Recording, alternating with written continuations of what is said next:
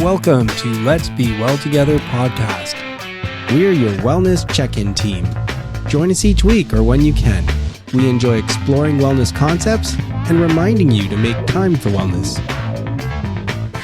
This is episode 129. This is Let's Be Well Together podcast. John Webster here with Elise Seifert. Hi, Elise. Hey, John. I'm back to my quote list, my famous quote list. And I want to read a quote by Martina Navratilova, an amazing tennis player who won a lot.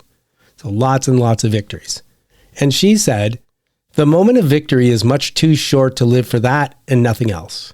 And that's what I'd like to talk about. What do you think? I thought it was really interesting. I thought when I first read this quote, I thought, victories and achievements, they can definitely fuel you. They feel good. They make you want to do it again and do things better. But then I was reflecting on activities that I did growing up that were competitive. Now, I'm not an athlete, so these aren't really sports necessarily, but I did a lot of dance growing up. I played the piano and I did compete doing piano competitions. I also did vocal competitions. I was really into those artsy activities. And I was thinking that, I remember some of those victories, but what I really remember the most are the friendships that I made. Those were big. And then the skills that I gained. So for example, from dance, I think I gained a lot of confidence. I gained a lot of athleticism. I gained a lot of resilience. So while those victories do stand out in my mind for some parts, it felt good. It made me want to keep going. But I think the skills that I gained from them were much more important. And I think the relationships I made from them were even more important. It really changed your life. And the competitions are great. The chances of victory are great and victory is great. To me, they kind of provide a context. They provide a target for why you did all that other stuff. But you wouldn't be the person you are had you not taken dance and music, singing when you were growing up. It literally changed the person that you are and the person that you became. It did. And I think it made me a much better student. I think about some of the skills that I took from maybe piano, and then I applied it to my learning. And I think it really helped me to be a better learner. And I think the confidence that I gained from a lot of those skills helped me to develop a lot of new friendships. So yeah, I completely agree that I wouldn't be the person I am without those experiences. And while, victory is great, the skills that you gain are even better. It's the journey. It's so funny too, because especially with the elite athletes, they win and all of a sudden that trophy, that medal just goes on the shelf and they're like, next, now I have to win again, right? It's not, for some of them, it doesn't even seem that satisfying. You definitely need to have that good feeling, but you're just moving on to the next thing. And if that's all you ever lived for, that's a tough life. So much pressure. So for me, the example is obviously from marathon running. And, it's something else I've mentioned in the past, which is when I decided to do a marathon, which sometimes I wish I hadn't because it's not all fun. But when I decided to do it, it was eventually I got to the point where I just thought, I want to see if I can do this. I want to see if I can cross that finish line. And that's what it was all about, crossing the finish line. All the work I was doing, that's what I was imagining. The result, the victory. And eventually I did run my first marathon and I did cross that line. And it wasn't actually that satisfying a feeling because it didn't go the way I had hoped that it would. And I didn't do the time that I would. But that's not really that important. The important part about this, what ended up happening was as I started looking back, I had the same experience that I've now heard many, many, many runners talk about, which is it was getting to that line. That's what was life-changing. There were so many things that happened along the way, good days and bad days, and learning lessons and this and that. And it was that journey to get to the start of the marathon, which is so amazing. And so now I love that expression, which is the marathon is just a really thick finish line to a great life experience. It's a 42.2 kilometer finish line. So once you get to the start, you're just crossing that finish line for 42 kilometers, but really everything happened already. I don't know what to say yet without agreeing. But the other thing is when we were talking about this quote, The other thing you mentioned was about failures, and that's a big part of it too, right? Because the victories are when things went well. However, so much of the rich parts of life come from when things did not go well. You failed and somehow kept going. I know I talk about this a lot with my students who are very young. I teach 4, 5, 6-year-olds, but we always talk about how mistakes help us to learn the most because no one really wants to make mistakes. It's kind of scary. It's embarrassing. But I know for me, when I was growing up and learning, let's say math, I think I learned more when I would make a mistake because I needed to learn how to correct that mistake. So I think it really helps us to think about our mistakes and how they help us rather than being something that's embarrassing or terrible. Yeah, there's that old expression that failures are just success in progress, right? So, oh, yeah. And I always remember it's kind of corny, but I talk about the movie The Core. We were on a trip once, and I think Jeremy watched that movie like 5 times because he had a really bad sunburn and was stuck in his cabin. And I remember a line in that movie, which was there was a young woman who was an amazing pilot. She won every single thing that she ever entered. She was like the biggest up and coming pilot. And meanwhile, there was more of a kind of a grizzled older veteran who'd been through lots of experiences. And they're trying to figure out who was going to be the captain of this ship that's going to go to the center of the earth. And they gave it to the older guy. And that really ticked off the younger woman. She was really mad. And so eventually they kind of had it out. And he said something to the effect like, "You're mad because you didn't get the spot, right?" And she said, "Yes." And he said, "And because you've never failed at anything in your life." "Right. You've won every single thing that you've done." "Right. And you're this huge success." "Right." And he goes, "That's why you're not ready to be captain." Okay. Right? I have failed. and you need to have done that to know how to really get through some of the tough situations and make some of the really tough calls. Because frankly, if all you know is success, you don't have that little fear in you that helps make you have that sober second thought, I think. And you also don't know how to deal with those mistakes. You know, how do you build that resilience or how do you have those problem solving skills? I know when my friend and I were backpacking, we had 5 months of a backpacking trip through Southeast Asia. We made a lot of mistakes, Right. Whether we booked the wrong train or the wrong bus, or, you know, we made it to the wrong terminal at an airport. There are a lot of mistakes that happen between language barriers, and being able to handle yourself through those mistakes, I think really makes you a better person. Yeah, I love that thought about resilience. It's so important. Like as we go through life, there's so many times when we need that. So frankly, I think if you only focus on the victory, you lose so much. And I don't know, like I think it's often talked about that failures, we learn so much from failures, but I don't think you can underestimate that either. It felt right when I threw this on my quote list. And I think based on our discussion, it's not just me who thinks that this is a great quote. So thanks, Elise.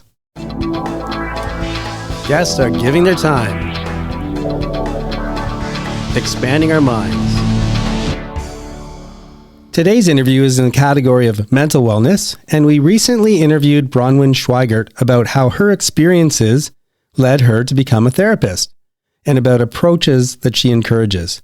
And today we're going to hear about how that approach has helped people. So welcome back, Bronwyn. Thank you. Bronwyn Schweigerdt is an evocative psychotherapist with a master's degree in counseling and nutrition. She helps people reconnect to their anger and heal relationships with themselves. Her goal is to elicit feelings people are ashamed to have. She knows that even though feelings are invisible, they don't evaporate, but store away in our bodies until processed. And she thinks that these feelings haunt us and cause mental illness until we express them into words with someone who can hear and validate them. She hosts a podcast called Angry at the Right Things, sharing information as a marriage and family therapist, and I'll make sure I put a link to that podcast in our show notes. So Bronwyn, we understand that you can only speak in generalities and not disclose confidential information of clients. So let's chat at a high level, but let's talk about how your approach works and how it's been successful with some of the people you've helped. Yeah, well, I can start by giving kind of more of a background on myself. You know, so that first major depressive episode that I had that kind of catalyzed me into becoming my own therapist and then becoming a therapist, that was from suppressed anger, disassociated anger. A lot of times we don't even know we have that anger. I sure didn't. I talk about this on my podcast. I now, in retrospect, see, so we relocated to another city where I knew no one. I had no job. My daughter just went to school, started school. I was just alone all the time. I recall just a few days after our move, I was looking at my husband. I don't remember if I was telling him how much pain I was in, but I knew he knew. I don't know if I told him that minute or, prior to this. And I remember just like kind of seeking some kind of empathy from him, some kind of understanding. And I remember we had put my daughter to bed and I looked him in the eyes and I saw this look on his face, in his eyes, that I wasn't aware of at the time, but it was a look. Here I was seeking understanding and attunement and empathy. And it was a look that was like a hardened, like it was a look that said, I'm not going to give you empathy. I'm going to withhold empathy. And, now looking back, I know he was doing that with the intent. He really ascribed to the old school view. Like, if I withhold empathy, she'll just like get over everything and like transition better and acclimate better to living here if I don't give in to her desire for empathy. Well, again, this is the opposite of how things work. If he had empathized with me and I felt heard and seen by him, that would have actually helped my transition. But I know he was coming from that kind of old school background, like a stern old parent kind of thing. But that look on his face, in his eyes, very much, I think, unconsciously reminded me of the look I received from my mother my whole life. She was very much withholding empathy from me my whole life. And, internally, I would say little Bronwyn, like inner child Bronwyn, was so angry. I mean, just angry, but I wasn't consciously aware of how infuriated I felt at the time. I disassociated from that.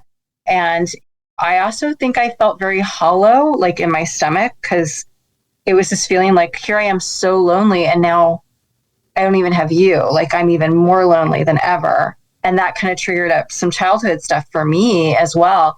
So I actually felt like I had just a hole in my gut from that period on. I gained about 30 pounds in like maybe 2 months. I could not stop eating day or night.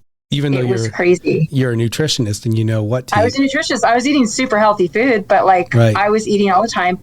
And then here's the other crazy thing. I also was throwing up involuntarily at random times. So I would be driving down the street or on the freeway and I would just vomit. I would be walking down the street and I would vomit. And I never knew when that was going to happen. It was very humiliating.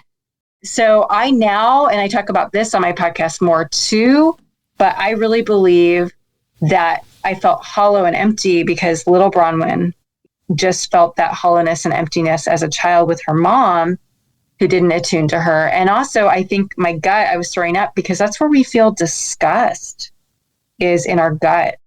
I think a lot of people with bulimia, they're feeling disgust at like a very intuitive level and they just vomit it out, or it keeps them from eating and they'll get like IBS symptoms or food aversions, but they feel disgust. And again, those feelings are there for a reason. They're not a reflection of us being bad. They're a reflection of someone else we're encountering. And so I was so triggered by that I was really, really hurting during that time. And I see all that in retrospect now. But the thing is with my husband, I mean, I'm still married to him. I love him very much. I was angry and I dissociated from that anger. But does that make him a bad person? No, that just makes him a human because we all feel each other. Well, we all do. Let me ask you this. Let's imagine that I went through some kind of similar experience, but whatever the experience I went through, I think what you're saying was there was anger welling up, but you didn't feel it or you didn't recognize it. So let's say I come to you, Bronwyn, and I'm explaining something and you can see that I must have been really angry. How do you help me to recognize that I was angry at that moment? Yeah. Well, I say just the fact that you're even talking about it is very significant. If you think about what not everyone, but most people, what we put into words, what we express, like we're really curating what we're saying. Like we're really filtering a lot of things we could be talking about. And especially in a therapist's office, like every word my clients say, I'm like, every word is very meaningful. And if they're repeating something twice, if they say the same word twice, I'm like, okay, this word is really significant. So I think that's really important. And I felt like at that time when I went to that therapist, the first one I went to, I didn't feel heard. I didn't feel like she was really taking seriously what I was saying. All she did was listen. I mean, that's literally all she did. She wasn't giving me, a good therapist and a good friend and a good partner, just a good human, is a mirror for us. They're a mirror, and they give us a true reflection of ourselves back to us. And that's what, I try to do as a therapist. I'm a mirror. So I would say, wow, John, it seemed like when you were sitting there and you looked in your partner's eyes, you felt betrayed in that moment. You felt really invisible, and that it's hard to admit that, but maybe you felt that way. Okay. And then for you, at some point, I take it, you looked back and realized that that was a moment that there was anger and you hadn't let yourself feel it. So how did you come to that realization? And then did you get past it? How did it work? Yeah. So I didn't realize that until pretty recently, actually. And I kind of realized it because I had other depressive episodes, like I mentioned, and I see the common denominator with each of those was anger at someone. So the second one is kind of more clear cut. The major one, he was actually my boss at the time. I just got hired on as an intern somewhere at a counseling center starting out. And, my own fault was I definitely projected daddy stuff onto him. But we all do that too. We all do that with authority figures in our lives, even if they're 5 years older than us. We do that because they're authority figures. So I definitely was doing that.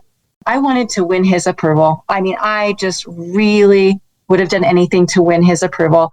And so he betrayed me. Here he was, a licensed therapist, my clinical supervisor of the whole center. And he told me my first client was going to be a couple. If you know anything about counseling, like, you don't give someone a couple until they are very, very seasoned in their therapy. Like, that's next level. Couples are very difficult, and a lot of licensed therapists won't even see couples really. So I had no training for this. This is my first of my 3,000 hours. He's giving me a couple. And I said, Dave, I don't think I can do that. And he goes, yeah, you're going to do it.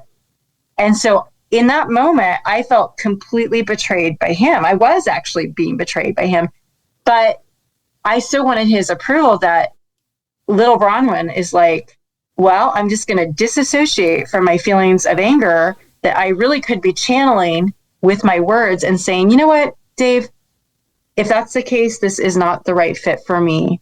I'm going to look for another place to intern. That's really what I should have done, but I didn't do that. And so what I did is I betrayed myself in order to win his approval. And when we betray ourselves, man, that is a surefire way to fall into a depressive episode. And that's exactly what ended up happening. When you do recognize the anger, you talk about how to process it, and how did you process it? Maybe it's two different things. How did you process yours, and how do you help others process theirs? Yeah, I never did with that. Okay. I didn't see all the factors leading into that. My brain kind of shuts down when I get depressed. So I was not functioning well for a few years actually because of that. But when the light finally did come on, these are the things I see in retrospect. And I also see in retrospect exactly what I needed to have done, which is to say, you know what, when we have a healthy relationship with ourselves, where we attune to ourselves, where we validate our own feelings, where we prioritize our feelings and know that they are significant and they're there for a reason. And when we learn to channel them out in healthy ways, like with boundaries, with assertiveness, when we stop betraying ourselves, when we do all that, we don't get depressed, and we're true to ourselves. And that is actually better for everyone because, to be fair, Dave didn't realize that I was such an approval addict that I was betraying myself. He didn't know that. And it's not his job to read my mind either. So I see how I participated in that myself. It wasn't 100% on him. It sounds like you ended up working through these things yourself. and then now are using your experiences to help other people work through their issues. Exactly. Just to not let the anger stagnate in our bodies, to channel it out in real time with just like, hey, that's not okay. I'm not okay with that. So if I was your client and I was expressing something and I realized that I was angry because somebody acted in a similar way, and is that where you talk about validating it? Yeah. So I would validate that client. And again, validation is a type of mirroring. Here's the thing. We're all blind to ourselves. We are all blind to ourselves. And so we need someone to mirror us and say, you know, John, you actually have a good reason for being angry. And I don't blame you one bit. And when we validate, suddenly we're like, oh, okay, so it's okay to feel this. But we can also start to do that for ourselves, and we can start to be that mirror for ourselves. And that's when we start trusting ourselves, and we integrate with our inner child. We become an integrated whole person. And we really need to do that for ourselves, because everyone will fail us eventually. And do you find that when your clients start to appreciate that, they are able to kind of be better off even on their own and even without the therapy as they go through? Yeah, so I lead my clients in what I have come to call integration exercises. So basically, we stop trusting ourselves, usually in early childhood, when we have experiences with a parent that makes us second guess ourselves. It's usually around attachment issues. And so when I say attachment issues, I mean like rejection or abandonment issues. That's really what attachment comes down to. So let's say, you know, I'm a typical toddler at age 2. I'm getting angry like toddlers do and separating from mom. That's a really important developmental phase. But let's say I have a mom who has a personality disorder, which is all too common, and she can't handle little Bronwyn at age 2 separating. And she's going to like make clear through her communication that she's going to give Bronwyn the silent treatment, or she's going to abandon little Bronwyn in some way if little Bronwyn shows anger. And so what's going to happen is little Bronwyn's just going to implicitly learn to shut off her anger, to quash it, to disassociate it from it, because anger starts to equal abandonment. Does that make sense? It does. And then the problem is if you disassociate, then you start to get possibly moving towards things like depression and anxiety because you're not allowing yourself. Okay. If you dissociate, you are definitely moving towards that. And you're also you are also going to abandon yourself lifelong. Okay. I kind of interrupted you though, but tell me a little bit more about what you were referring to as the integration exercise. Yeah. So we go back to any memory of any kind of what we call an imprint. So an imprint like sets that template in a young child's brain. Anything that kind of is emblematic of that. So it could be when I was 8 and I started to show anger and mom gives me silent treatment, which is, again, that's a type of abandonment. And a child cannot afford to lose their primary caregiver. They'll do anything not to lose that. And so they will learn to shut down their own anger or dissociate from it lifelong and instead abandon themselves. And so we could go back to a memory with one of my clients of like that symbolizes that. And I just lead them in a very simple exercise.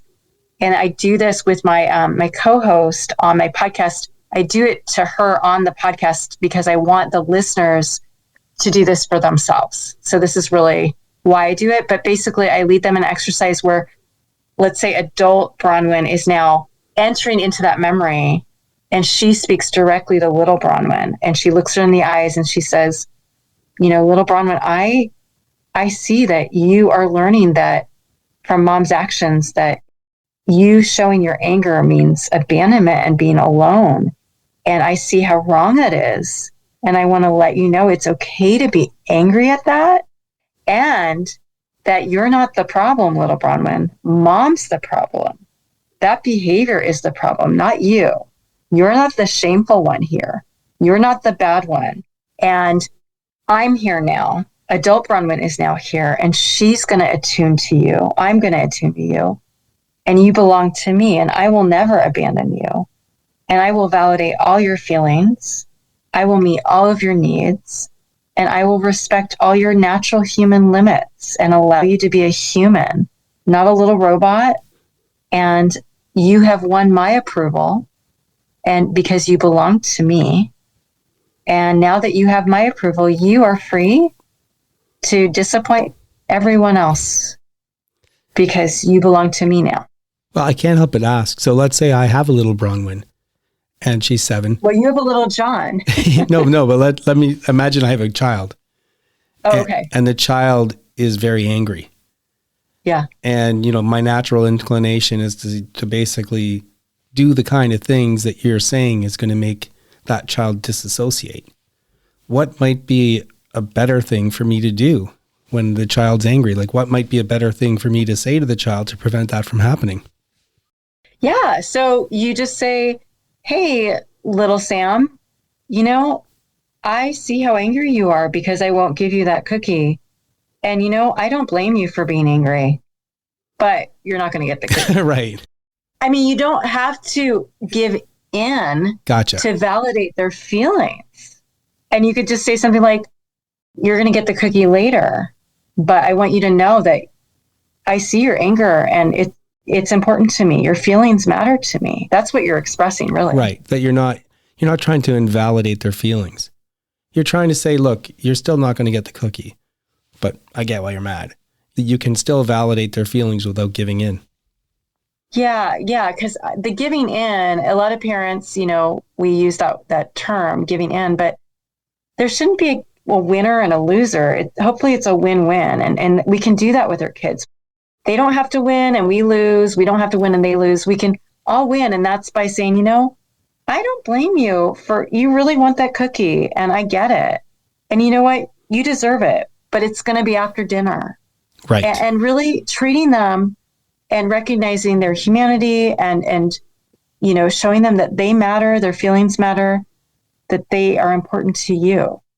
And then the last time I asked you the question I asked every guest, I found out that you're okay and you don't really have any areas that you need to foster at this time. And we've run a little bit over, but I really enjoyed the conversation, both of them. So thanks so much, Bronwyn, for being on the show twice.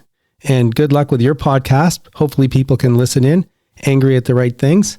Thanks very much. Thank you, John. It was fun. We're glad you're here and we hope you're making wellness a priority. Hope you're getting something out of the podcast.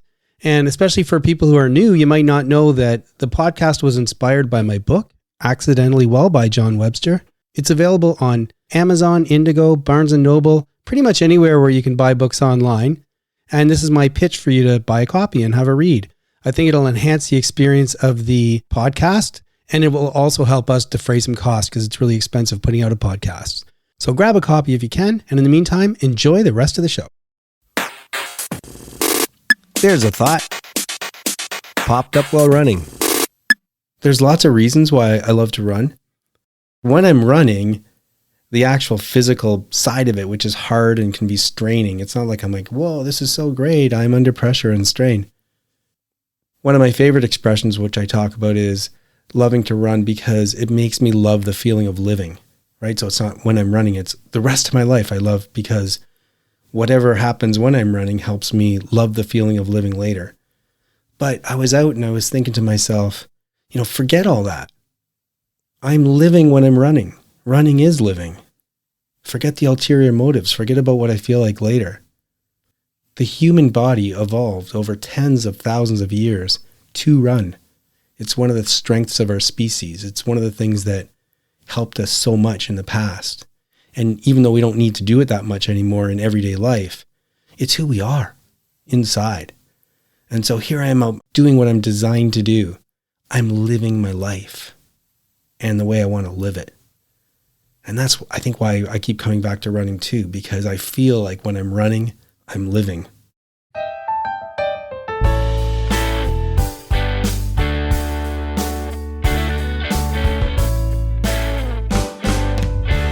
I'm Cameron, and welcome to another installment of the Adventures of the Starving Artist. So in early June, the second week of June, I headed on down to the Cambridge area to do a string of shows, 2 of them with Shy Harry, one of them solo and 2 of them with my bandmate and friend Eric. And it was a great week of performances, catching up with some friends, revisiting the old stomping grounds, and it was great.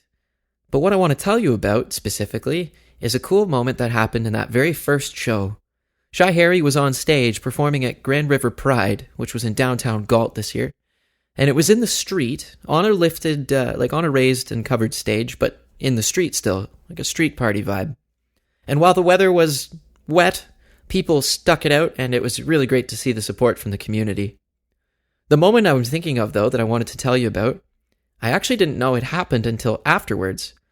We were on stage performing one of our songs called The Cure, and it's a long song. It's a bit of an epic, actually. And there's a moment where the song has a little pause and then completely changes feel. The tempo picks up, the guitar comes flying in with a new riff, and then the band all hits on the one. It's a really big, powerful moment that kicks the song into high gear for the second part of it. Now again, I didn't know this had happened until afterwards. Someone had showed me a video, and you can see this for yourself on my Instagram or on our band's Instagram. That's shy_Harry, Harry with an A, like Potter. And in that moment where the song lifts, pauses, and then smacks us with the new section, there was a traffic light in the video that someone was taking from the audience's perspective. And right in that moment, the traffic light changed from red to green. And I just thought that was the coolest bit of luck. Surely it's a sign of some kind. Really, really neat. I actually watched it a handful of times afterwards, and it's almost perfectly in time. Like milliseconds off. Such a cool stroke of luck. Yeah, like I said, you can see it for yourself. That's on my Instagram or on the band's Instagram. Just a neat little moment. One of those, it'll never happen again, you know? Just a cool thing to have someone have caught on film. That's all I got for you today. I hope you're having a fantastic week. Thank you so much for listening. I'm Cameron. This is The Starving Artist. Until next time.